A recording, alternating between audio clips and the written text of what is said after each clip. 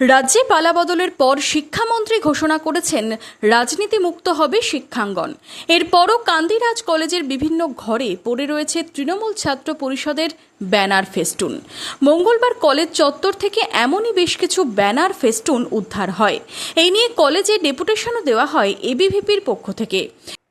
বিগত কিছুদিন ধরে ছাত্রদের কাছে অভিযোগ আসছিল যে কলেজের কিছু রুমের মধ্যে রাজনৈতিক দলের কিছু ব্যানার ফেস্টুন এগুলো কিছু ভরা আছে। তো সেই অভিযোগ পাওয়ার ভিত্তিতে আজকে আমরা আসি এবং কলেজের স্টাফ ক্যান্টিনের ভেতর থেকে এবং তার পাশে আরেকটা রুম থেকে বিগত সরকারের যারা মন্ত্রী বা বিধায়ক চেয়ারম্যান ছিলেন তাদের কিছু ফেস্টুন কাট আউট পাওয়া গেছে। এমনিতেই আমাদের শিক্ষামন্ত্রী ঘোষণা করেছেন কলেজের চত্বরের মধ্যে কখন কোনো রাজনীতিকরণ চলবে না, যেহেতু সেই কাটআউটগুলো আমরা আজ কলেজ থেকে বের করে দিই। এই নিয়ে বুধবার কলেজের অধ্যক্ষ জানিয়েছেন সেই সময় রাজনৈতিক চাপে এইসব রাখা হয়েছিল, এখন তা সরিয়ে দেওয়া হচ্ছে।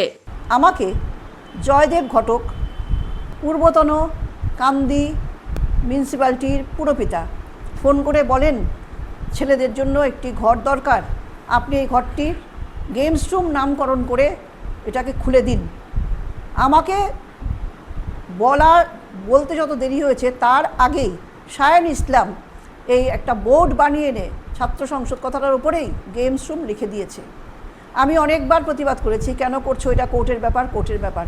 আবার জয়দেব ঘটক আমাকে বলেছে আপনি চিন্তা করবেন না, কিচ্ছু হবে না, গেমস রুম এটা কিচ্ছু হবে না, ছেলেরা এখানে করবে।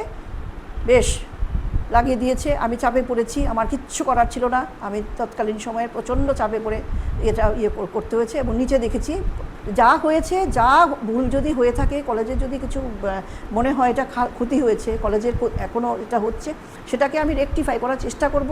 এর জন্য সবার সহযোগিতা আমি কামনা করছি। সবাই মিলে আমরা যদি সুন্দরভাবে এগোতে পারি, যা হয়ে গেছে সেগুলোকে ফেলে সেগুলোকে আমরা কী করব, সরিয়ে দিয়ে আমরা এগোতে চাই।